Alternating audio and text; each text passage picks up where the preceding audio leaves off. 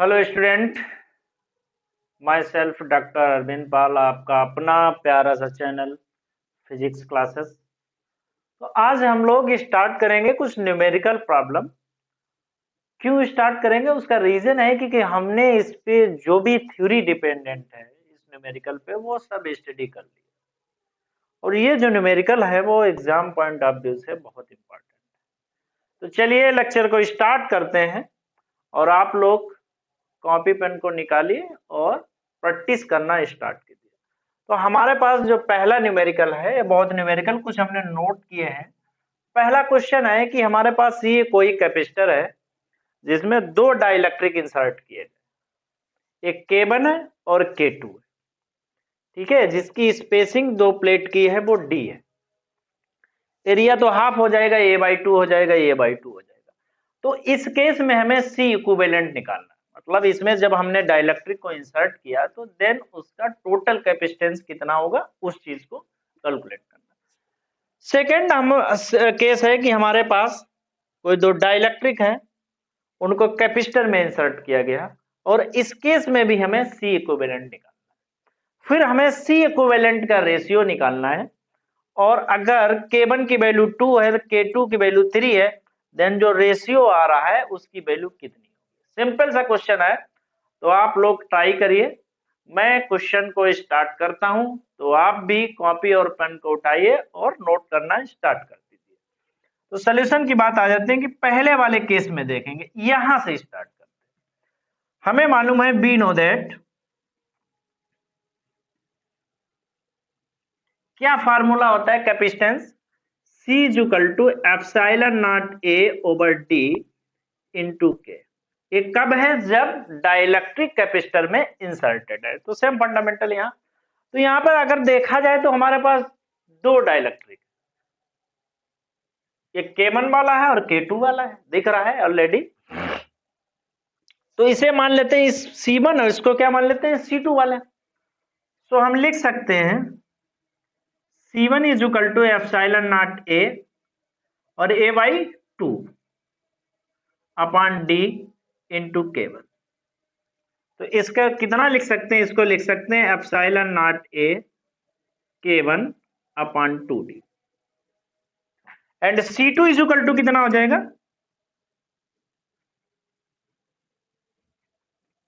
Epsilon naught A/2 into K2 over D।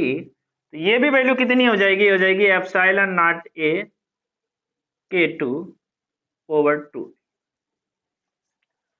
अब यहां से अगर हम देखें तो जो दो कैपेसिटर हैं वो किस अरेंजमेंट होंगे, वो होंगे parallel arrangement. C1 and C2 are in parallel.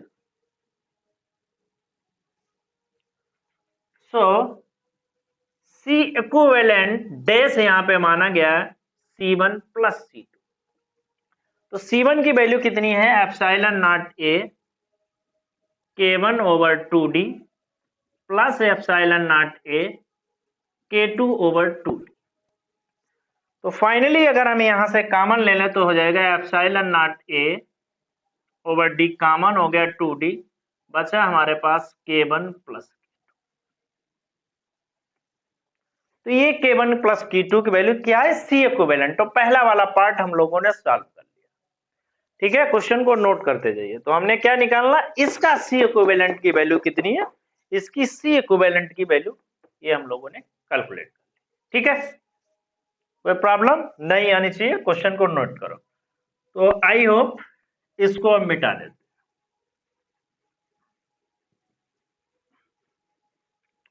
तो हम लिख सकते हैं यहां पर ब्रैकेट में C डैश इक्विवेलेंट की वैल्यू A है।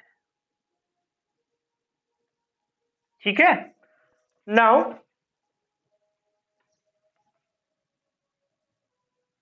इस वाले केस में आ जाइए, स्पेसिंग कितनी हो गई, D/2। इसमें स्पेसिंग कितनी है, D/2। एरिया कितना है, A। इस केस में भी कैपेसिटेंस, दो कैपेसिटर हो गए ना। सो C 1 कितना हो जाएगा, epsilon not a over d by two into K1।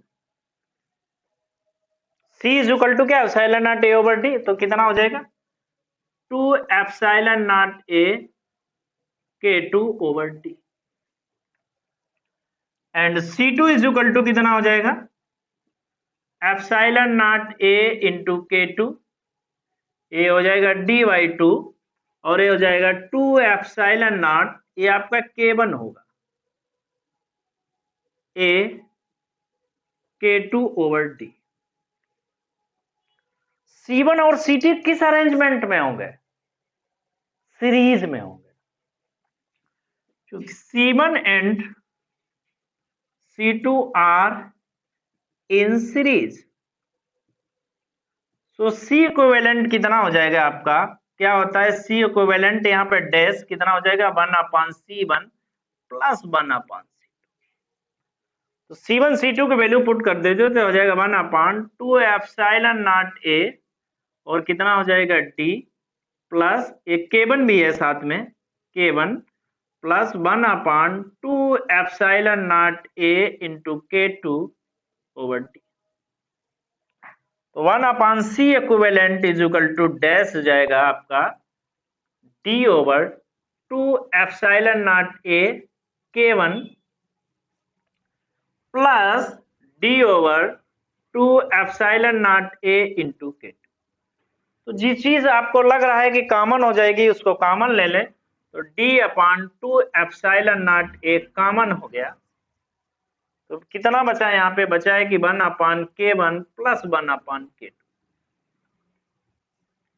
ठीक है, तो कितनी वैल्यू आ जाएगी यहां से कैलकुलेट करो, तो 1/C equivalent D/2 epsilon not a कितना हो जाएगा K2 प्लस K1/K1 K2। तो सो C इक्विवेलेंट यहाँ पे कैपेसिटेंस की वैल्यू आ जाएगी 2 epsilon not a K1 K2 upon K1 plus K2। तो इस केस में भी हमने C इक्विवेलेंट कैलकुलेट कर लिया। अब हमसे क्या पूछ रहे हैं, तो नोट करते जाइए तो प्रॉब्लम नहीं आएगी। अच्छा, अब ये फर्स्ट पार्ट हो गया, ये सेकेंड पार्ट हो गया। थर्ड पार्ट में क्या हमें निकालना है, थर्ड पार्ट में निकालना है C डैश इक्विवेलेंट अपान C डबल डैश इक्विवेलेंट। तो C डैश इक्विवेलेंट की तो वैल्यू ये है एप्सिलॉन नॉट ए ओवर आपका 2D, और क्या है K1 प्लस K2। ठीक है, ये वैल्यू हो गई। अपान में डिवाइड करने के बाद क्या है 2 epsilon not a K1 K2 अपान कितना हो जाएगा K1 प्लस K2। तो कितना हो जाएगा आपका, हो जाएगा epsilon not a over 2D into K1 plus K2 into a हो जाएगा आपका K1 plus K2 upon 2 epsilon not a K1 K2। तो एप्सिलॉन नॉट ए कैंसिल हो जाएगा, और भी यहाँ पे होना चाहिए ये आपका D भी हो जाएगा, ये D होगा, तो आई होप यहाँ पर भी D होना चाहिए, तो ये D से D कैंसिल हो जाएगा। ठीक है, तो कितना हो जाएगा आपका, ये हो जाएगा आपका 4।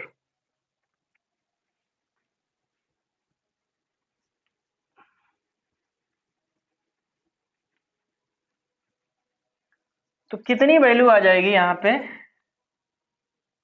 यहाँ पे हो जाएगी C dash equivalent upon C double dash equivalent is equal to K1 plus K2 का होल ऑफ स्क्वायर अपॉन, और कितना हो जाएगा कैलकुलेट करो, फिर हमको वैल्यू बताओ, 2 2 4 हो जाएगा, 4 हो जाएगा K1।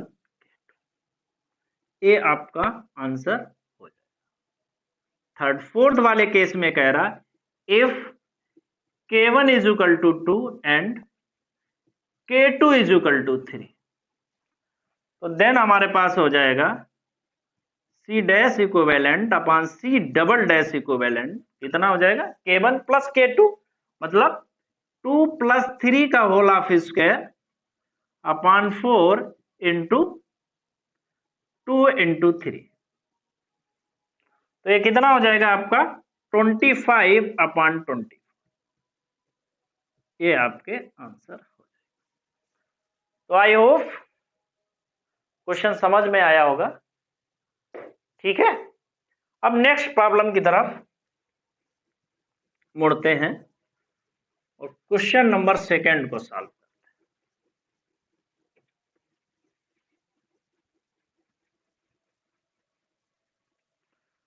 क्वेश्चन सेकंड में भी कह रहा है कि find net equivalent, find C equivalent.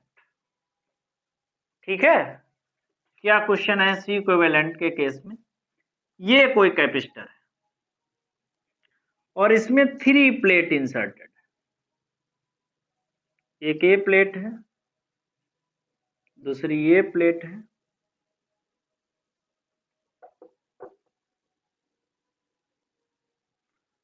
और ये आपकी एक प्लेट है।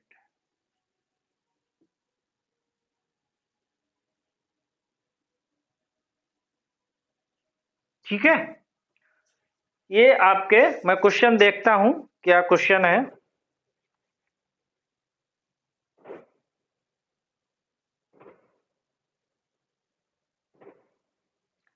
ये जो स्पेसिंग है वो d है,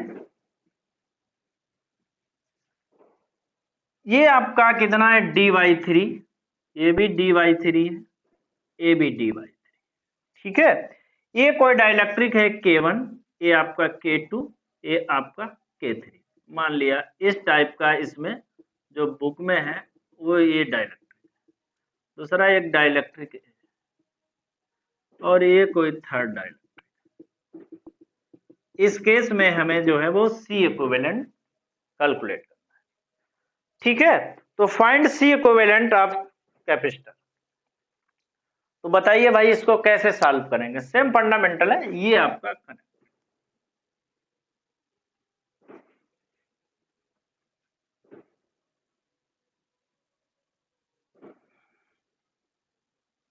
ये P है, ये Q है, इसके केस में C इक्विवेलेंट हम लोगों को कैलकुलेट करना। ठीक है, तो सॉल्यूशन के लिए क्या है, एरिया यहाँ पे कितना दिया है, एरिया तो A है, स्पेसिंग ईच कैपेसिटर की कितनी है, ए स्पेसिंग कितनी है d/3, तो हम इसका कैपेसिटेंस निकाल लें, इसका कैपेसिटेंस निकाल लें, इसका कैपेसिटेंस निकाल लें और फिर हम ये देख रहे हैं किसमें, सीरीज में। ठीक है, और फिर सीरीज का फार्मूला लगा लें। ठीक है, तो here there are 3 capacitor, hair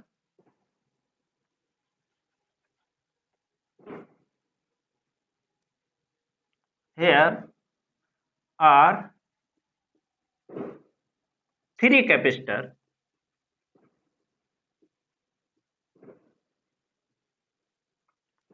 ठीक है, 3 capacitors having capacitance,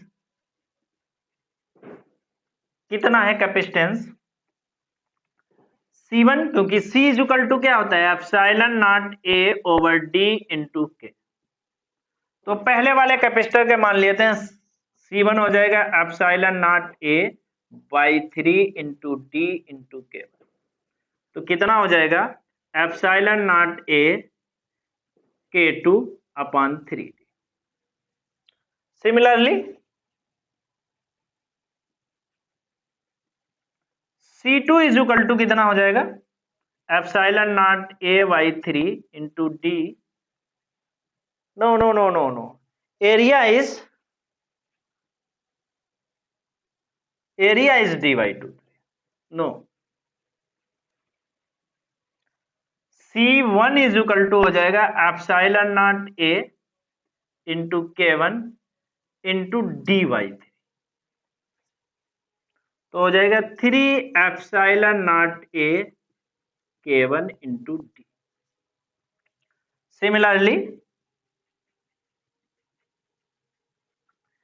C2 is equal to कितना हो जाएगा 3 epsilon not a K2 over D, and C3 is equal to हो जाएगा 3 epsilon not A K3 over D.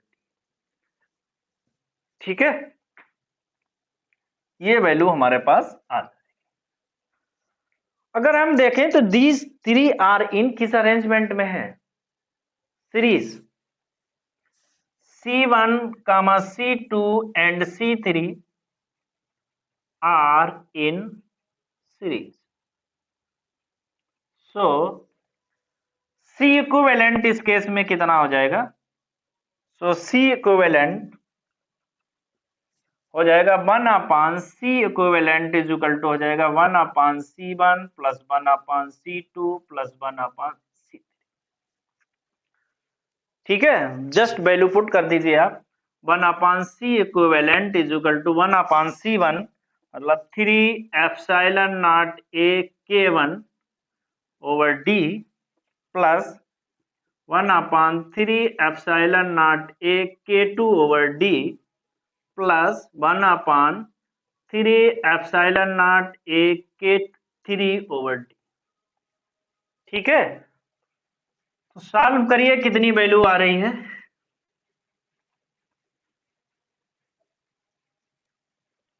तो 1/C equivalent is equal to हो जाएगा D over 3 epsilon not a K1 plus D over 3 epsilon not a K2 plus D over 3 epsilon not A K3।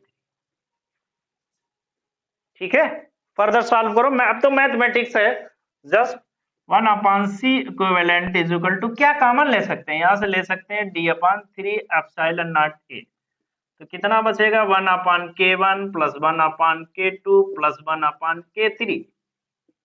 LCM ले लीजिए, d/3 epsilon not a कितना LCM हो जाएगा K1 K2 K3, तो ये हो जाएगा आपका K2 K3 plus K1 K3 plus K2 या K1 K2 जो भी आप लिखना चाहो, K1 K2, ये किसकी वैल्यू हो जाएगी 1/C इक्विवेलेंट। तो C इक्विवेलेंट कितना हो जाएगा, C इक्विवेलेंट आपका हो जाएगा 3 epsilon not a K1 K2 K3 over K2 K3 plus K3 K1 plus K1 K2। तो this is the value of C equivalent. So net value of C equivalent is this much. तो आपको fundamental अगर पता है तो question में कोई problem नहीं। ठीक है, तो आपने इसकी वैल्यू पता। नेक्स्ट क्वेश्चन की तरफ मूव करते हैं। इसमें हर वैरायटी का क्वेश्चन लगवा देंगे जिससे आपको प्रॉब्लम ना आए फ्यूचर।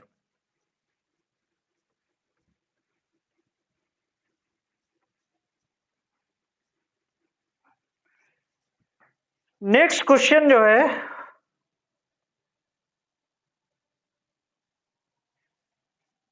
कह रहा है इस कैपेसिटर, ये क्वेश्चन है आपका।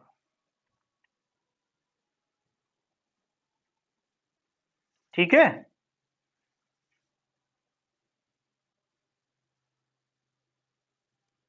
इस टाइप का कोई क्वेश्चन, ये कोई कैपेसिटर है। ठीक है, ये आपकी वैल्यू K1 गिवन है, ये वैल्यू आपकी K2 गिवन है, ये वैल्यू K3।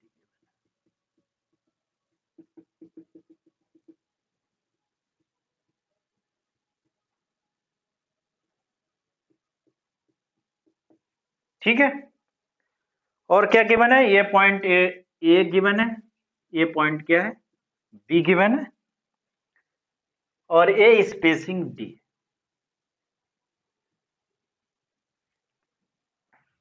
आपसे क्या पूछ रहे हैं कि find C equivalent, find C equivalent मतलब नेट कैपेसिटेंस इसमें भी पूछ रहे हैं।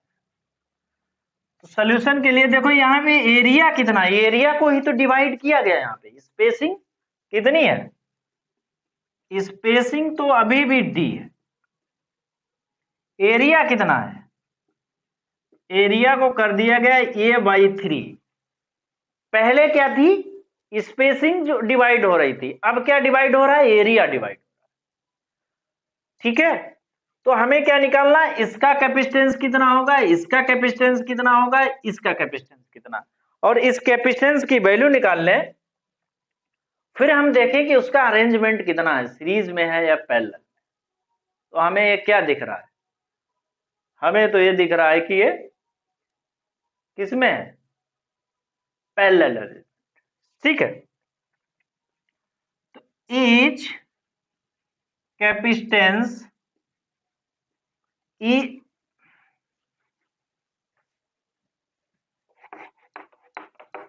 so the capacitance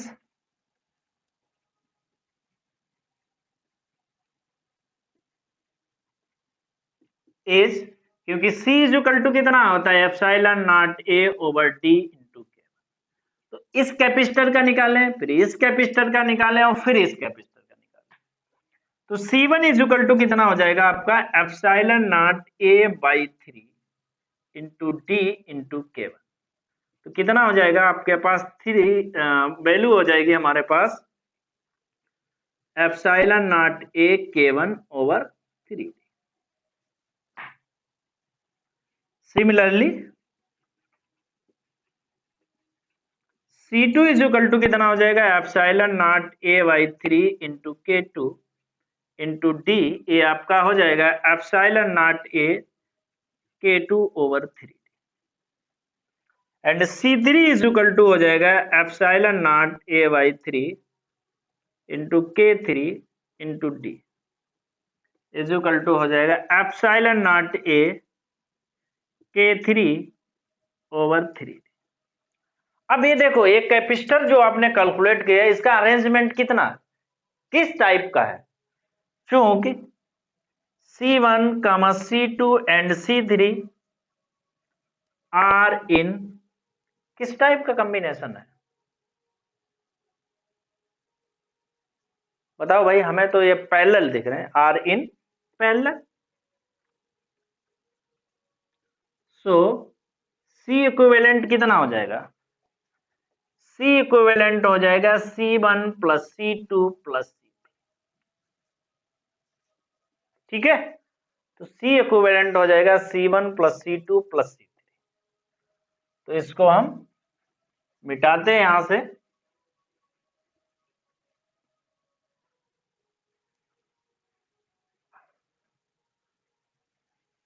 तो C equivalent is equal to हो जाएगा C1 epsilon not A over 3D K1 plus epsilon not A over 3D K2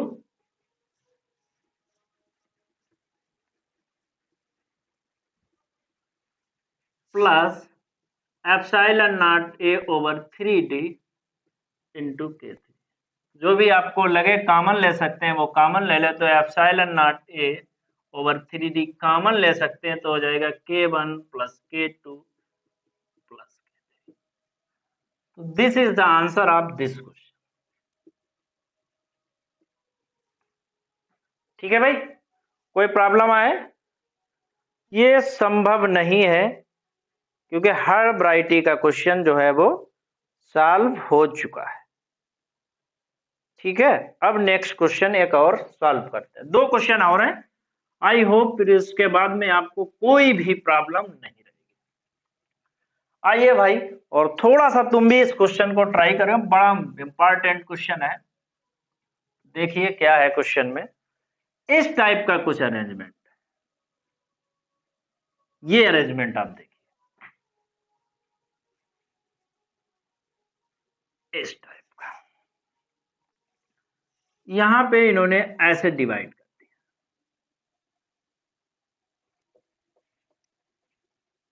क्या किया, इसको डिवाइड कर दिया। ये आपका कोई ये C1 कोई कैपेसिटर है, ये C2 कैपेसिटर है, ये C3 कैपेसिटर।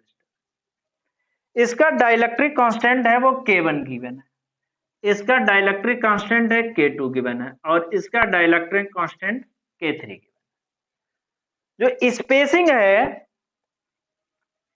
ये आप इसकी स्पेसिंग है 2d/3, ये स्पेसिंग है d/3। समझ रहे हो कि ये है,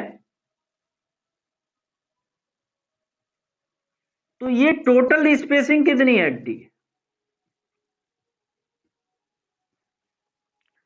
ठीक है,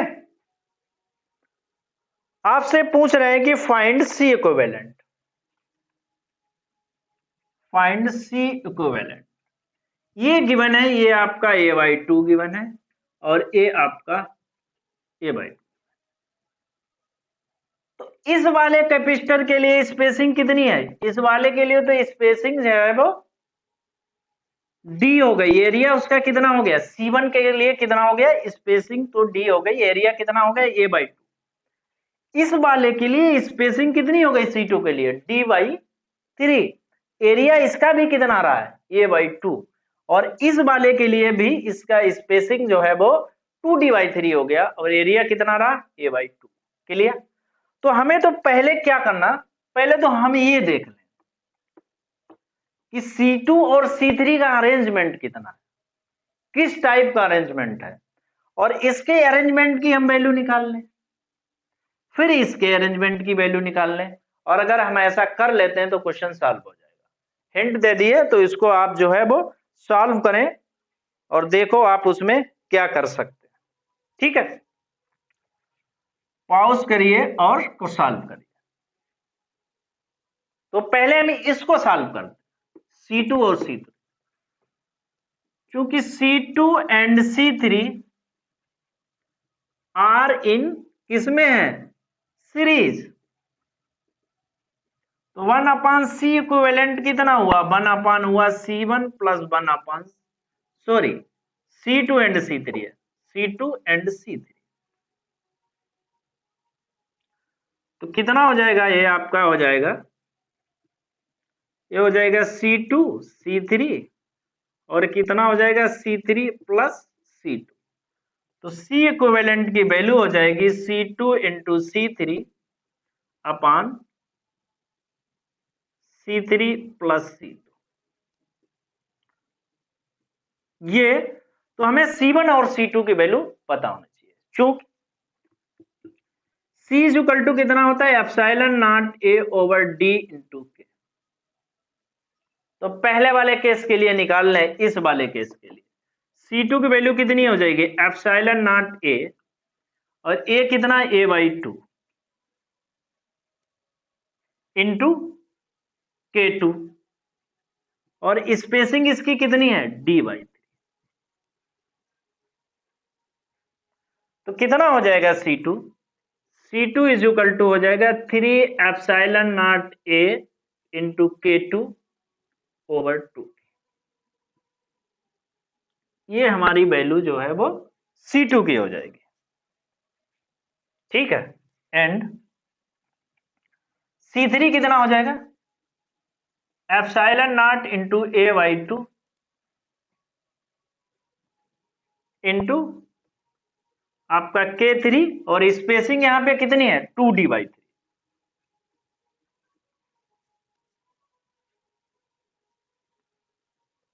ठीक है, 2d/3। तो कितना हो जाएगा C3 की वैल्यू हो जाएगी 3 epsilon not A into K3 upon 4।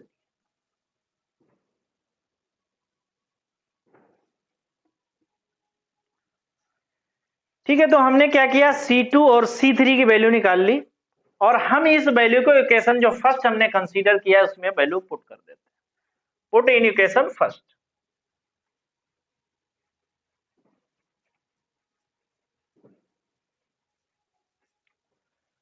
put the value of C2 and C3 in equation first. तो C इक्विवेलेंट हो जाएगा हमारे पास C2 इंटू C3। तो सॉल्व करो भाई, कितना हो जाएगा C2 इंटू C3। तो C2 mean 3 epsilon not A into K2 over 2D into ये हो जाएगा 3 epsilon not A into K3 over 2D upon C2 plus C3। तो C3 प्लस C2 एक ही बात है, 3 epsilon not A into K2 over, ये आपका C3 कितना है 4D है, ये हो जाएगा 2D plus 3 epsilon not A into K3 over 4D।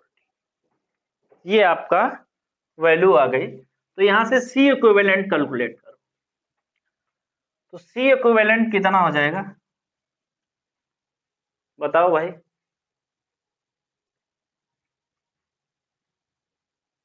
तो हम क्या लिख सकते हैं इसको, इसको लिख सकते हैं 3 9 हो जाएगा हमका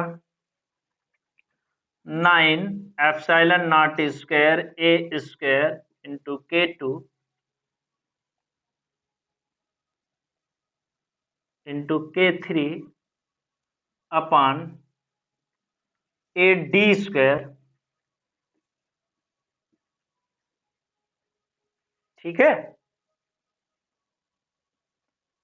और यहां से कुछ कॉमन ले सकते हैं इंटू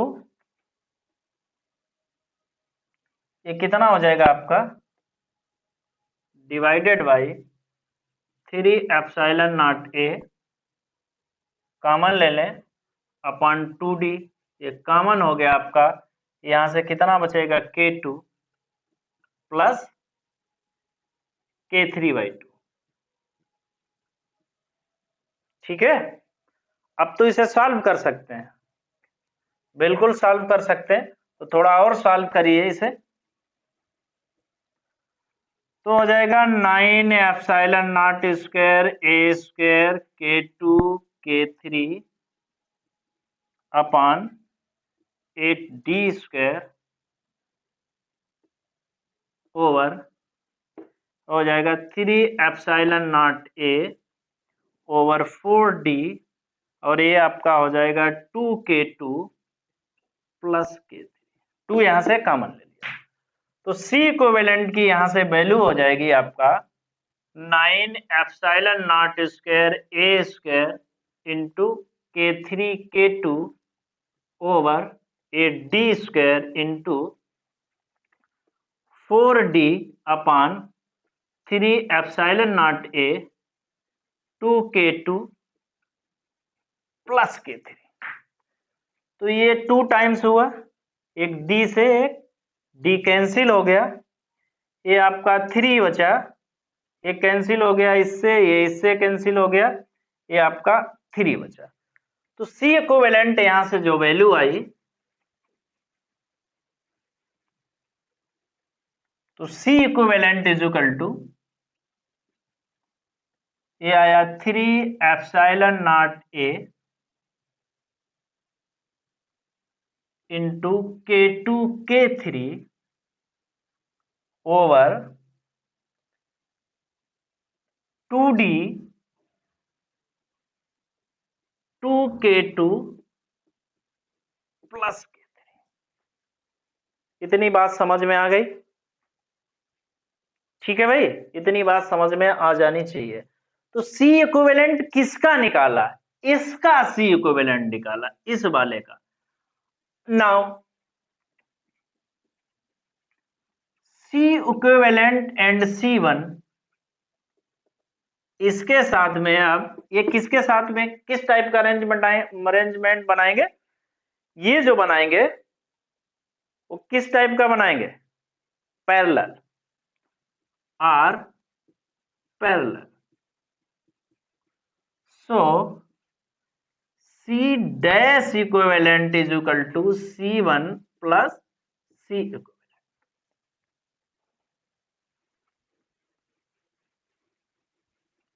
तो क्या आंसर आ जाएगा आपका?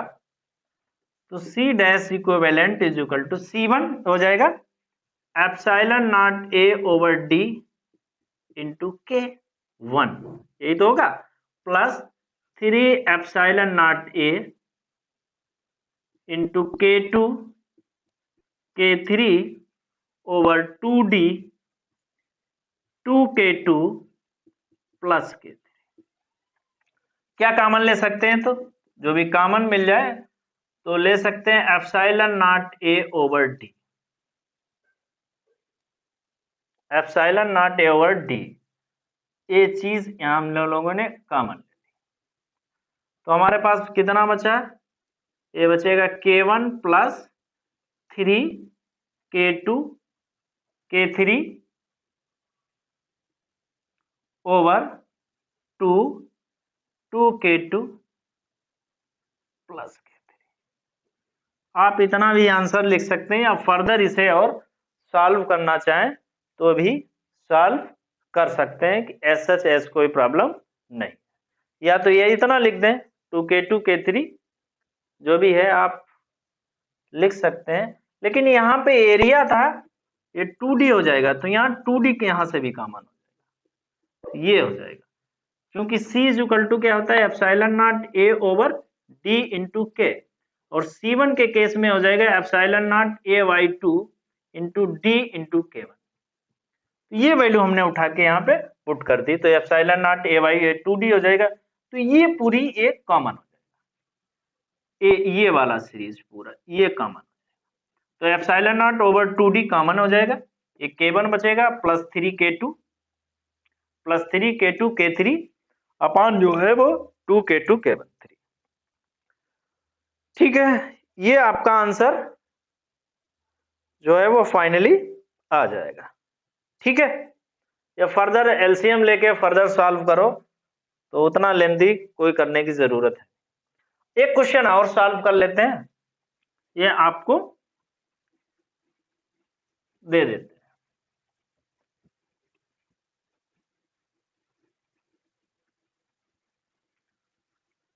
ये आपका होमवर्क में मैं दे रहा हूं, होमवर्क जिसे बोलते हैं आप लोग, होमवर्क में क्वेश्चन है। क्या क्वेश्चन है? What is the dielectric constant? What is dielectric constant? Dielectric constant की वैल्यू आपको कैलकुलेट करनी है। क्वेश्चन ये है,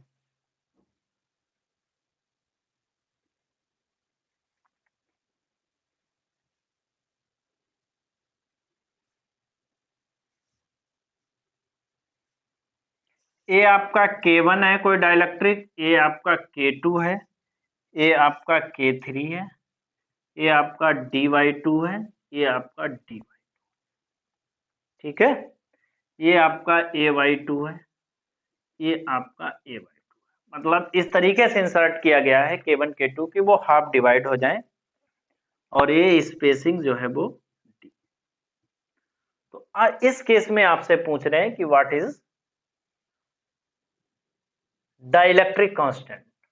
तो हमें क्या करना है, पहले से तो हमें इसका इक्विवेलेंट बनाना और इक्विवेलेंट से उसका डाइलेक्ट्रिक कांस्टेंट कैलकुलेट करना। तो थोड़ा सा आप लोग मेहनत करिए और इस क्वेश्चन को सॉल्व करने की कोशिश करो, इंपॉर्टेंट क्वेश्चन, नहीं तो कल हम इसको सॉल्व करेंगे।